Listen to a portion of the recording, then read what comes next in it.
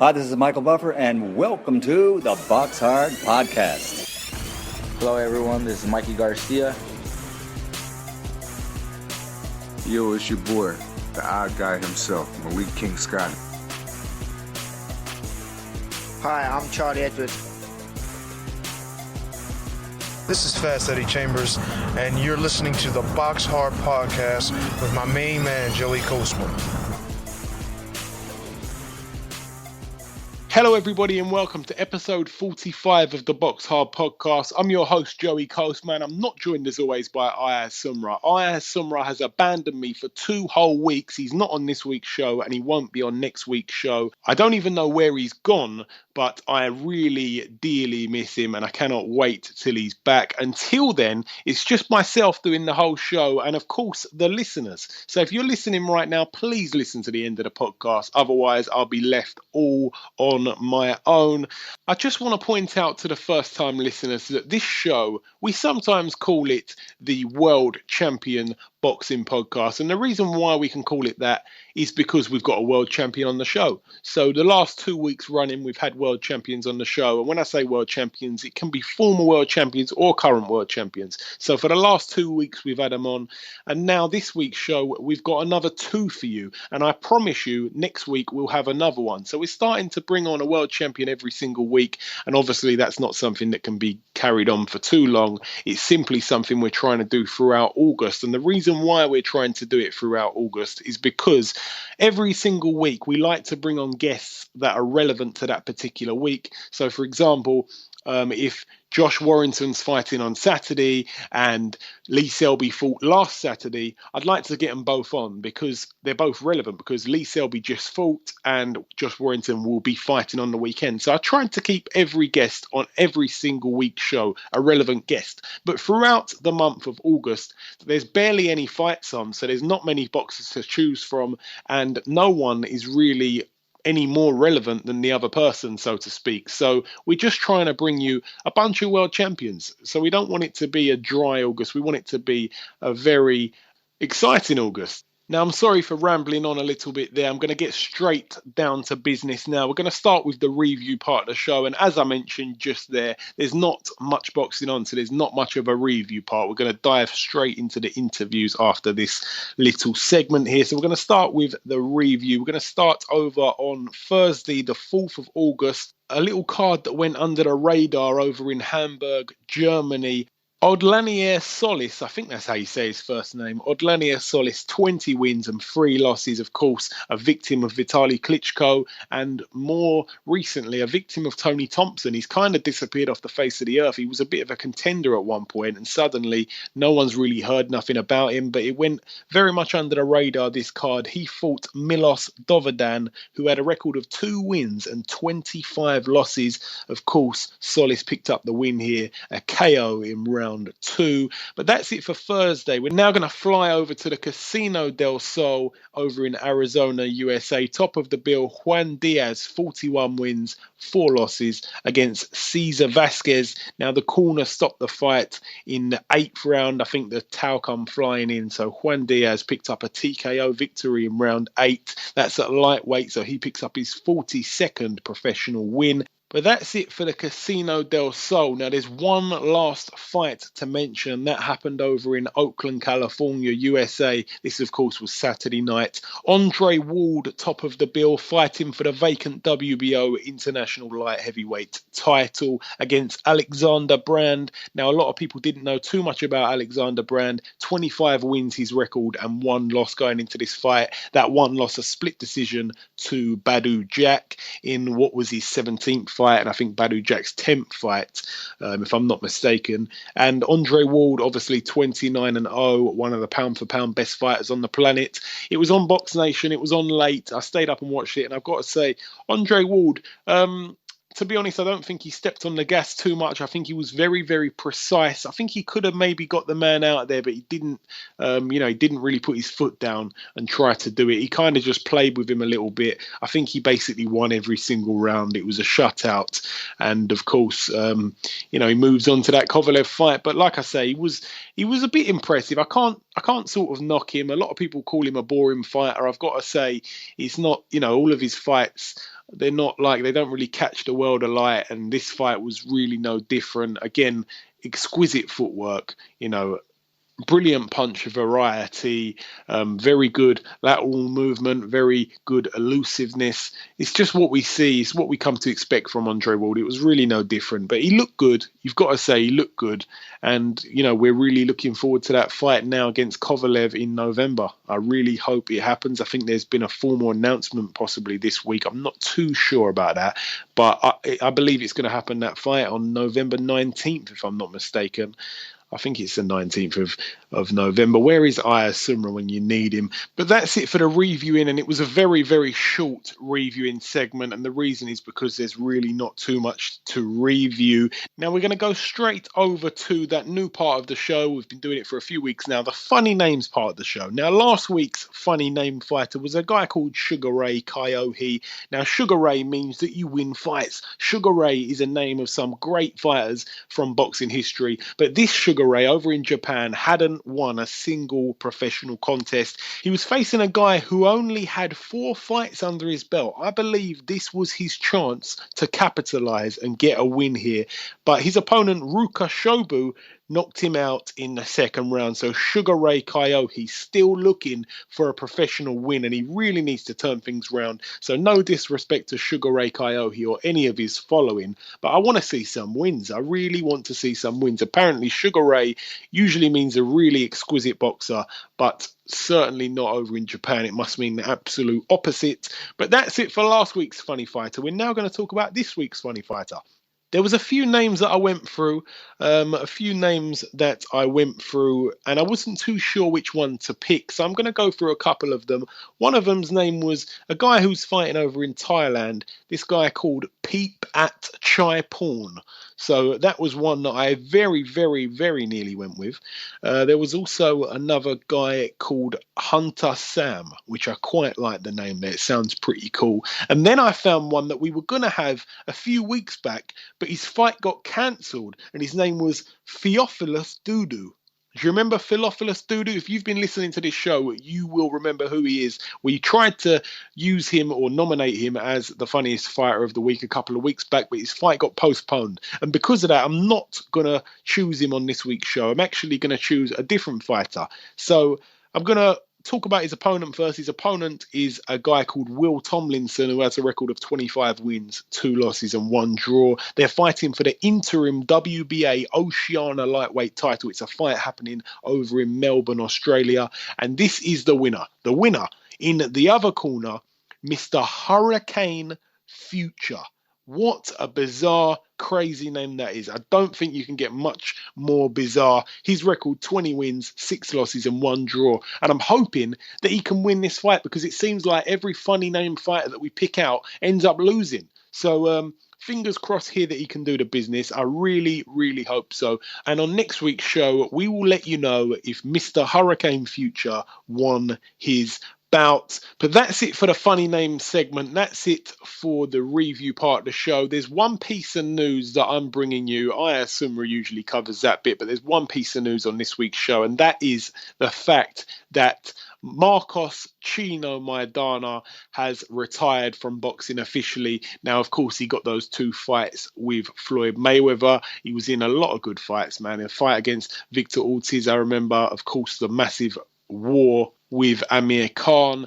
He's been in a lot of good fights, and of course there's been a lot of photos going around of him lately where he looks absolutely huge. A little bit of comparison between him and Rikishi from WWE and what I've seen lately, to be honest, and no one was ever sure if he was actually going to get back in the ring. I kind of thought he'd already retired, I've got to be honest, but officially he's come out with the statement saying he's retired, and it's probably best that he has. I've seen the shape he's in. It will absolutely kill him to try and get back down. It's almost like a bit of a Prince Nassim situation, and I would never ever come on this show and start knocking the master and one of the best ever fighters from Great Britain, but he let himself go a little bit, and in the end he always talked about coming back, and he'd already gained too much weight for it ever to be a possibility, and it looks like that's pretty much the same with Maidana. So we wish him a happy retirement.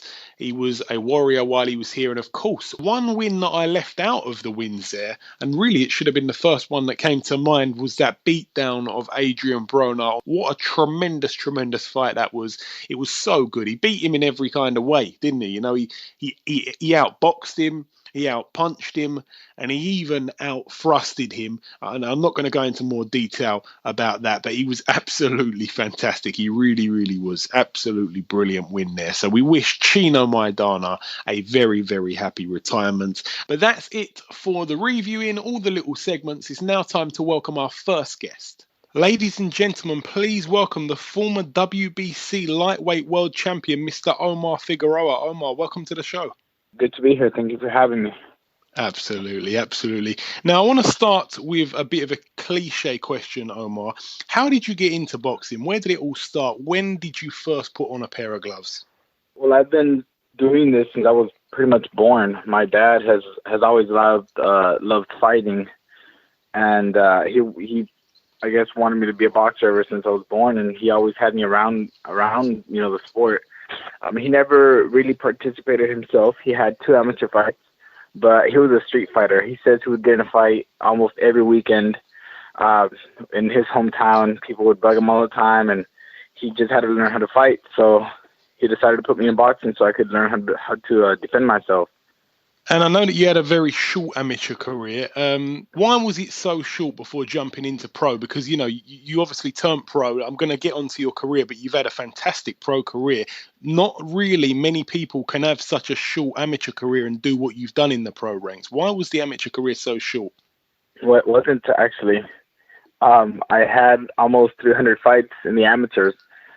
Here in the U.S., I didn't fight that often because we didn't have the money to be traveling everywhere. But I fought a lot in Mexico, right across the border from where I live. I live literally 5 minutes from the border.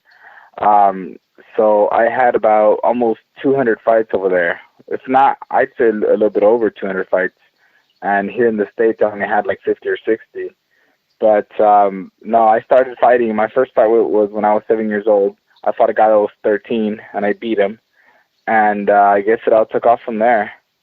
Wow. How wrong could I be? All right, no worries. We'll leave that there. Yeah, now, it's okay. Now you've put together a superb string of wins. By April 2013, you had 20 wins under your belt at that time, and you fought undefeated Abner Cotto, probably your best opponent to that point. You knocked him out in the first round. Now, that win put you in place to fight for the interim WBC world title against Arakawa. You won that fight via a wide decision. You become the interim world champion. Soon after that, you get upgraded to the full WBC lightweight world champion. Now, you defend your title successfully 2 times. Please walk us through those 2 defenses, Omar. Well, as everyone probably knows, that I've been plagued with injuries in my career.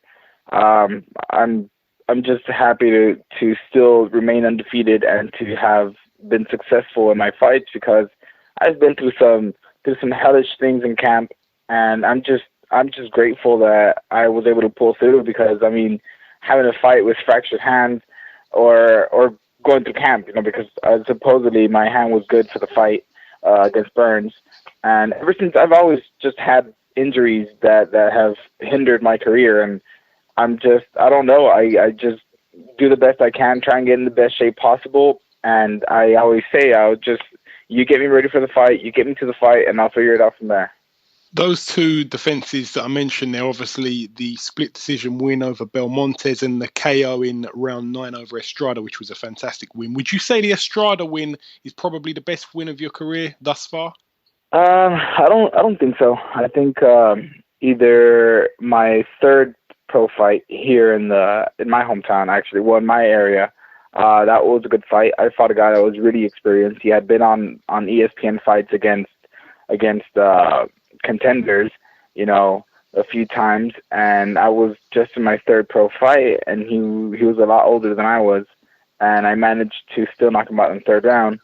And then also my fight against Michael Perez. I think that was a defining fight in my career. That's a fight when I think everyone started to take me a little bit more seriously.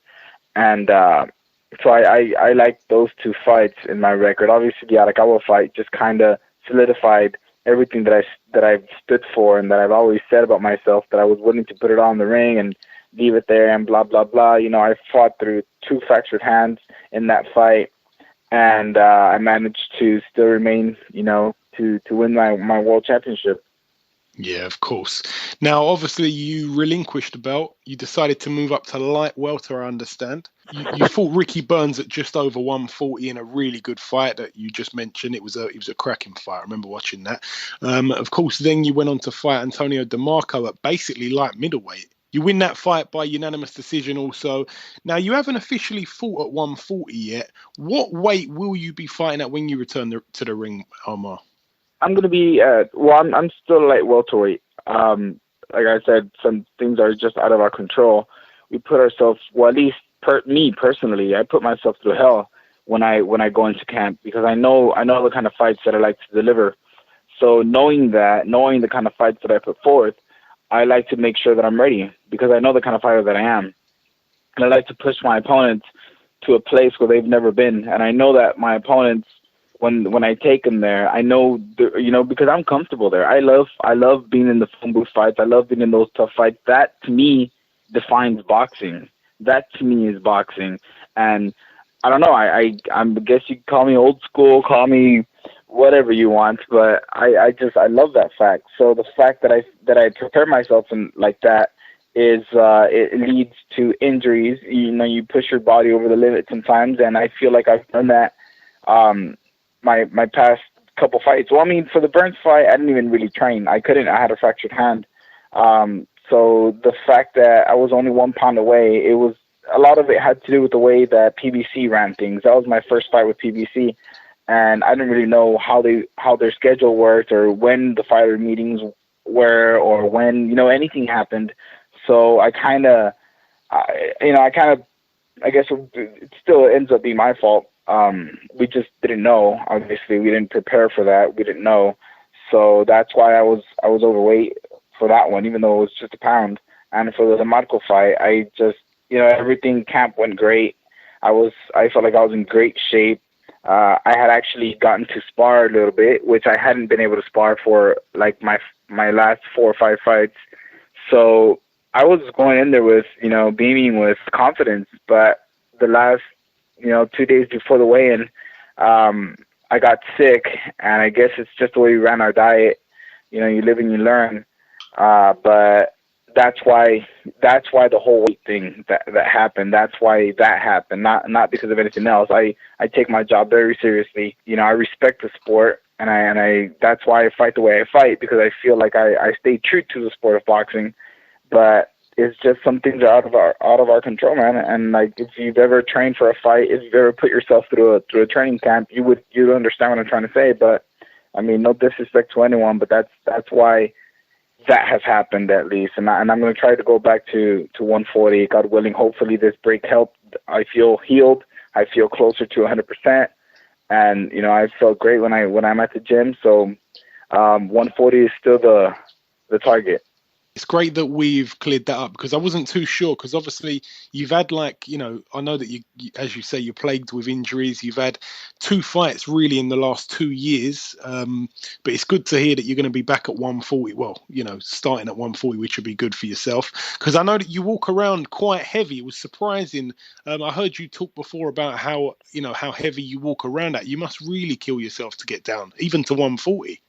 Yeah, well, no, it's not that hard, actually. It's just a matter of me, you know, dedicating myself and proposing myself to getting down in weight. I mean, it's really not that hard for me to lose. Just how it is easy for me to gain it, it's really easy for me to lose weight. But like I said, it's just a matter of being healthy. That's basically what it boils down to. That's the only thing I pray for when I do get to praying, is that I'm healthy, because I know that I can take care of the rest. I know that my talent, that my strength, that my mind, that my intelligence will take me through everything else. I just hope to be healthy. Yeah, of course. Now, I wanted to ask you your opinion on Dijon Zlatikanin, obviously the holder of your old belt. He's kind of come out of nowhere a little bit, and now suddenly they're looking at him as one of the, the premium lightweights in the division. Obviously, there's a lot going on in the UK for lightweights right now. Anthony Crolla, you've got Jorge Linares as well. What's your opinion on Zlatikanin? I don't even know who that is, to be honest. No disrespect to anybody. He's the holder of your belt, though. Was you aware of that fact at all? No. Okay. All right, we'll stick straight with 140 then. You know that obviously Burns has picked up a title now, the WBA. Yes, I heard about that. Is that a fight that you'd be looking for? I know you've already sort of been there and done that, and in good fashion, so to speak. Yeah, well, I mean, it'd be an easy belt to pick up, I feel. I mean, if I beat him, I feel like I beat him decisively with no training whatsoever. Literally, like, I swear I'm not making this up. Like, I had my hand in the cast for 7 out of the 8 weeks of training camp. I fractured my hand on the first day of sparring. First day of camp, first day of sparring. I was sparring this guy from San Antonio, Loco Hernandez. He's a pro fighter himself. And he was down here in the valley. And, he called us up. He's like, hey, let's get some work in, whatever. I'm like, yeah, well, fuck, I love sparring. Getting in the ring with someone, that's my bread and butter. So we get in there, and I think it's like the second, third round, and I throw a right hook to the body, and I think I hit his hip bone or his elbow, and I heard the crack, the pop, and I was like, I'm fucked. I was like, and aside from it being painful, it just weighs on you the fact that you have a messed up hand now. So yeah, I called it. I went to the doctor, got X-rays, got MRIs, whatever the hell I needed to get done, and I had a hairline fracture on my hand, so I had to put it in a cast, and I went through the rest of camp with the cast on, and the doctor gave me the green light the week of the weight cut. So I basically, that was it. I had the cast off for about a week before the fight. So if I can beat Burns, I feel like I beat him decisively, and I hurt him a few times. If I can do that without any proper training at all, then I know I can win the fight easily with proper training and being at as close to 100% as possible. Yeah, I understand what you're saying there. And also, what's your opinion on Terence Crawford? Because, everybody knows that really at the moment he kind of is the man at 140. A brilliant win a couple of weeks ago over Victor Postel in the unification match. What's your opinion on him? I would love to fight him. I mean, not for anything. I think I respect Crawford a lot because I feel like he's a lot like myself. He's not showboating. He's quiet. He's intelligent in the ring. He's very, very crafty, very good. He's very skilled, and I think that would be just the challenge. Ever since I heard that he won and that he beat Postel, and I know how good Postel is because I got a glimpse of the fight against Matisse when he fought and beat Matisse and stopped him. I mean, it's so exciting, and that to me, that is a challenge that I would like to put myself through. And I mean that gets me going. That's something that in boxing is just like, man, you want to fight the best, and he's the best, so let's fight him. But obviously, I need a tune-up fight, see how I feel, see if I can even get down to 140. I gotta get personally a lot of things in line first. I have a lot going on outside of boxing as well. So hopefully, this year we'll get all that settled, and I'll be ready to go anytime next year. I'm still in the gym working out. Just waiting for a date. That way I can take off for camp and be ready 100%.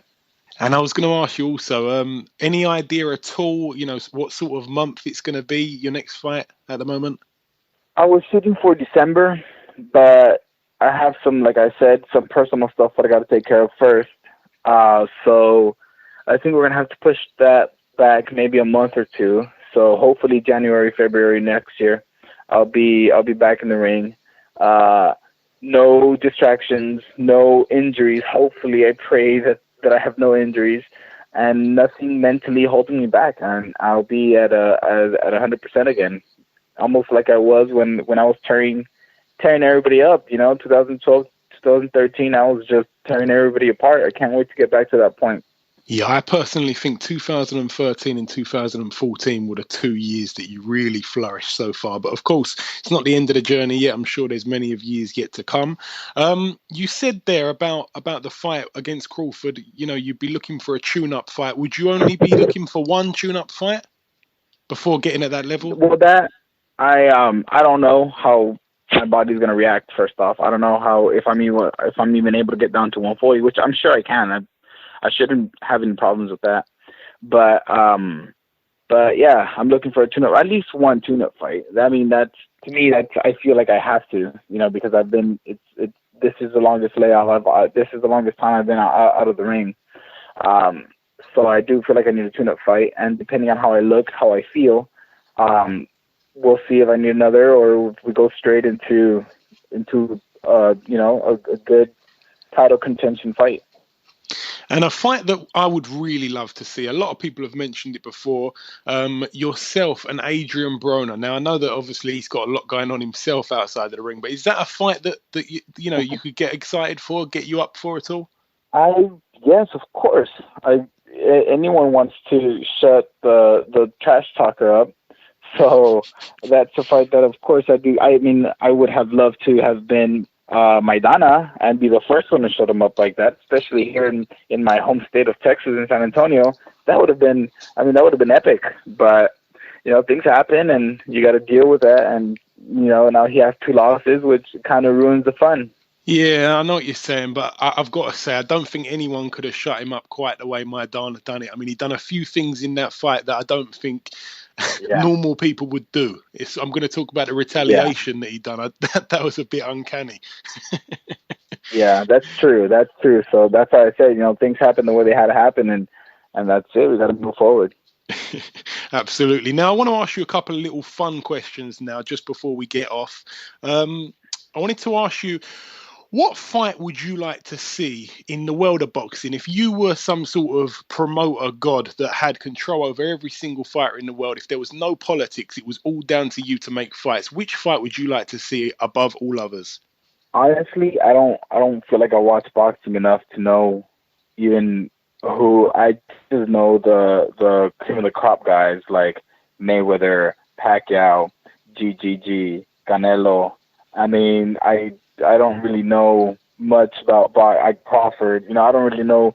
I feel like I don't know enough to be able to get a good fight set up. That's all right. I'll probably just go with one of the cliche fights, and everyone's gonna hate on me for choosing that fight. And it's like I'd rather not even deal with that. That's all right. I'll ask you this then. Out of the cream of the crop fighters, do you have a personal favorite fighter to watch at all? No, I don't even like watching my own fight. Why, Omar? Why? I don't know. I feel like, that I do my job. Because I'm in camp for like 3-4 months. I start off slowly, then get into real camp, the last 2 months of that. So I feel like I devote so much time. And because I feel, the way I fight is like I have to really devote myself. I have to mentally transform myself to be ready for a fight, and not just mentally, but the body has to follow. I have to transform everything. I go from average Joe to professional fighter, elite, world class, whatever you want to call it, fighter in those 4 months, and it takes so much out of me that whenever I am done, whenever I do, I come out of my fight, I feel like I've done my job. I have nothing to do with boxing anymore. That's it. I gave myself to my fans. I gave myself to the sport for those 4 months, 100%. Like I need a break. I need some time for me. I need to be average, normal human being, Omar, for a couple months or for a month or for however long I have before my next fight. That way, I feel like it balances me out, because everything has to have a median in life. I feel everything has to have a balance. So it can't all be work. It can't all be play. There has to be a certain balance between work and play. That way you keep your sanity. And so that's why, I don't know. That's why I do what I do. Finally, the the last thing I want to ask you, or I want to give you an opportunity to do, you've got a lot of guys over here who are big fans of yourself. Have you got any kind of message for any of your UK supporters? Of course. I mean, I hope to someday be able to fight over there. I'd love to go perform and entertain my fans over there personally in person. But, it's just the way it works. I appreciate the support. I do have some avid UK fans, especially, that message me all the time and that tell me they love my fighting style and the way I fight. And it's just, I appreciate you guys. You guys are the reason why I fight the way I fight. And I just hope to never disappoint you guys and to keep making you guys proud. Excellent. Listen, Omar, it's been an absolute pleasure speaking with you this week. I appreciate you giving us a bit of time. Hopefully we'll see you over in the UK at some point in the future. But until then, take good care, my friend. No problem. Have a great day. Okay, now it's time to begin part 2 on this week's show. We're going to start with the preview segment. We're going to start over in Lancashire, United Kingdom. Top of the bill, Jack Catterall, 15-0. He faces Lucas Janik, 16 wins, 20 losses and 1 draw. I think it's a little bit of a keep busy fight just to get out one last time.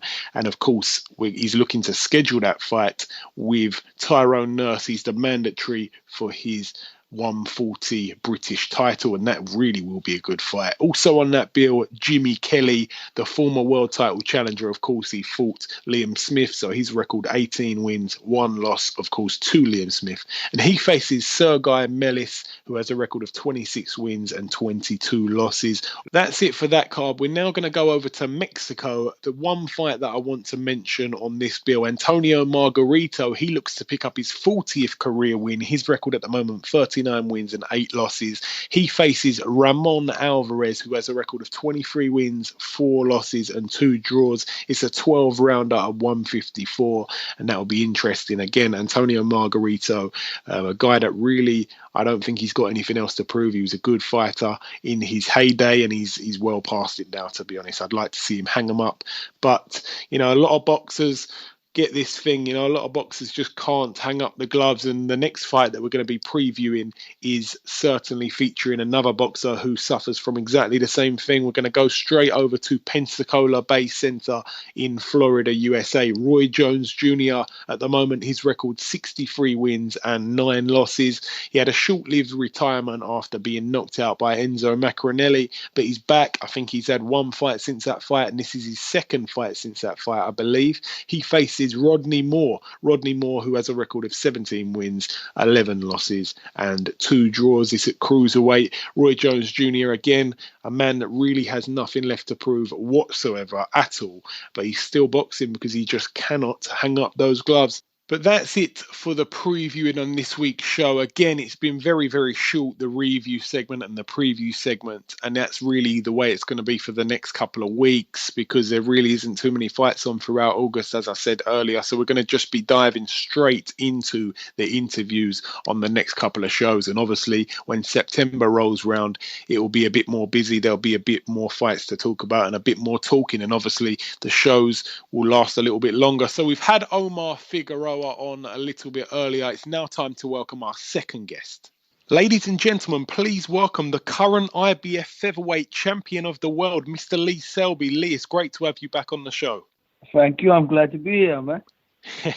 Thank you. Brilliant stuff. Now, Lee, I want to ask you about a few fights that have taken place in your weight category recently. But before we get to that, I want to revisit the 9th of April, your 2nd defense of your world title against Eric Hunter.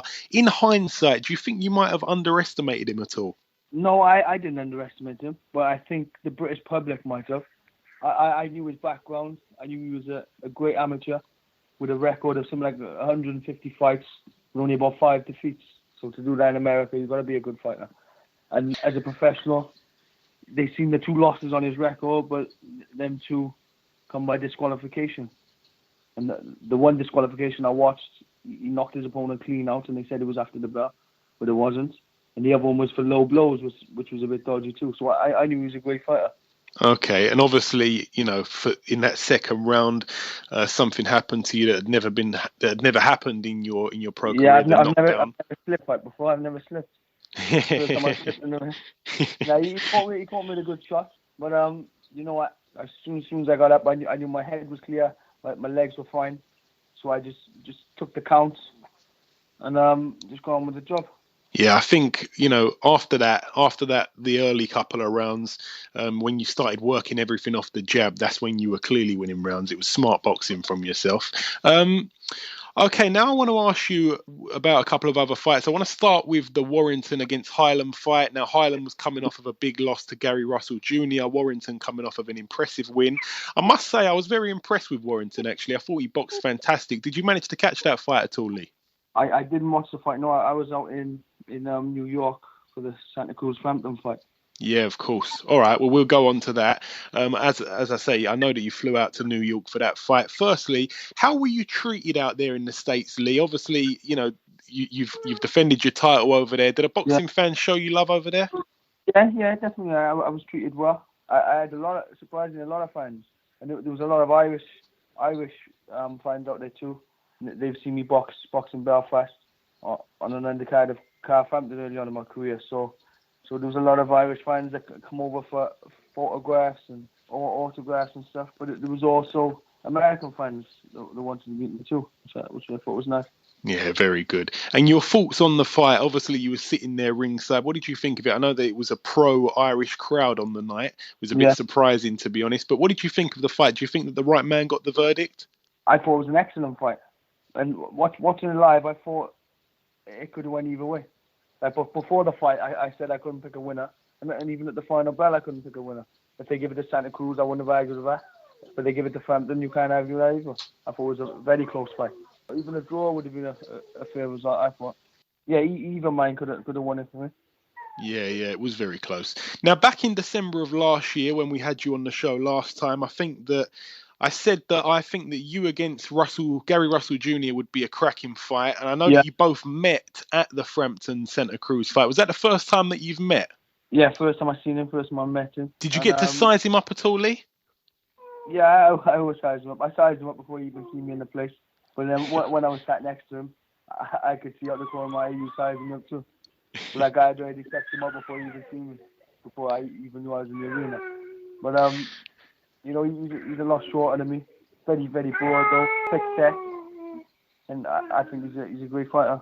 I saw a tiny, 10-second clip of you both talking. I know that he expressed his desire to fight you. Seemed a tiny little bit disrespectful. What did you make of that whole thing, Lee? Well, to be honest, at the time, we was at the venue. It was really loud. We didn't have an earpiece in, just a microphone. So I couldn't really catch what he was saying. But then people said they seen on the TV and he was being disrespectful. But he's just like a typical, like an Eric Hunter type of bit of a cocky, brash American. But like I said, I take up all offers. Okay. Now I want to ask you about a fight that I've really been asking everybody about. It's up at middleweight now. Brook against Golovkin. Yeah. It's a big ask for Brook. We all know. Lee, what's your opinion on this fight? Has Brook got any chance here? I'd like to say yes, but if I'm being honest, I don't think yes. Brook's an excellent boxer, a great counter puncher, and he can punch. But that's down at bloody welterweight. He is a big welterweight, I know, but a big welterweight isn't a big punching middleweight. And yeah, for sure. Golovkin's just known for being a big puncher, but also look at his amateur record, hundreds of fights at international level. He's a very skilled operator. He can box very cleverly too. So you just got to favour Golovkin like everybody else. Yeah, you do. Now I see that you've been a little bit of a pundit lately, kind of thing. I know that they had you in the studio for Sky not too long back. Would you enjoy doing that, Lee? To be honest, if you asked me this a couple of years ago, I'd have said no. It'd be a nightmare for me. It'd be the worst thing I'd ever do. But the more I'm doing it, the more comfortable I'm getting, and I'm finding it quite fun. But a few years ago, I think you put a camera in front of me, I freeze up and get a couple of words out. But now I'm getting more relaxed, more experienced, and I am starting to enjoy it. If I had some sort of media training or something like that, I'd be better again. But I've never had media training. I've just had to go with the flow. Yeah, no, you're good at it. I know my boxing inside out, so I'd probably be good at the job if I could come out of my shell more and be a bit more outspoken. Because like I know boxing inside out. Yeah, for sure. Now, have you got any idea when you're fighting next week? Because a lot of people, I know that it's not been too long since you last fought, but a lot of people really desperate to know when you're next out. Yeah, I only boxed in April, but even for myself, it seems like a long time ago. Yeah. For some reason, but it's only a few months. But ideally, I'd like to fight end of October, November. Have you got your eye on anyone? Well, I went out to New York with my eyes set on the winner of that fight. But now I'm here in Santa Cruz, had a rematch clause if he lost the title. So I think they might be straight an immediate rematch. But if they don't have a rematch, I'd like to fight Frampton. That'd be a massive fight in the UK. And is that what you want most? Because I was going to ask you, which fight would you like the most out of Frampton, Warrington, or Gary Russell? It'd have to be Frampton. He's the most well known. He's a former super bantamweight champion, and he's a featherweight champion. So he's a 2-weight world champion, and he's a world champion in the UK at my weight. How can I call myself a world champion if I'm not even the best in the country? And that's the same with him. He shouldn't be able to call himself a world champion if he's not the best in the country. So I believe we have to fight to find out. It would be a cracking fight. Now, just a quick little note on the Olympics. Have you been watching the Olympics, Lee? Obviously, we've had a bad run the last couple of days. Unfortunately, the sole Welshman of the team has been knocked out too. Of course, I've been following Joe Cordina. He's a teammate of mine. We spar regular. So I've been watching him closely. I think he underperformed in both fights. I've seen what he's capable of, and it's a lot better than that. Maybe his opponents were better than what I give him credit for, and didn't let him box to the best of his ability. But I know he's capable of a lot more. I'd like to see him turn pro now and start fresh and new career as a professional. Yeah, I think a lot of the guys will. And just a quick note on your brother Andrew. How's he getting on? I know he's been absolutely flying professionally. Already picked up the British. Very proud of him. How's he been getting on? Well, we're just waiting for news today, actually. They've made Terence Crawford mandatory for his British title, and the purse bids are due in today. Well, they must have been submitted already. Oh, wow. We should have news on him later on this evening. Oh, I should have called you a bit later. Now, just before I let you go, Lee, I want to give you a chance to send out a message to any of your fans, obviously in Britain. Any shout-outs to anyone, any thank you to any sponsors? Now's the time to do so. I'd like to thank a few of my sponsors. SHS Scaffolding from Barry, Capital Cabs of Cardiff, Sharon Donachie, Nina Estate Agents, Live Lean, and that's it with a shout out and to my supporters and fans. Just keep following me. I'll try to put myself in some big and exciting fights. And thanks for the support. Absolutely. Listen, Lee, it's always a pleasure speaking to you, my friend. Thanks for giving us a bit of time this week, and we'll no doubt speak again soon. No problem. Thank you. Okay, now it's time to conclude episode 45 of the BoxHard podcast. I've been your host, Joey Coastman. Aya Sumra hasn't been here. You have been absolutely fantastic. If you've listened this far on this week's show, you are a star, and we thank you from the deepest parts of our hearts. A massive thank you as well to our two guests on this week's show, both world champions, Mr. Lee Selby and Mr. Omar Figueroa. Remember, you can get in touch with us on Twitter at BoxHard Podcast. We've done 45 shows now, and we've had 92 guests, and every single moment of it has been an absolute pleasure. I'll be back next week alone once again, but until then, take care.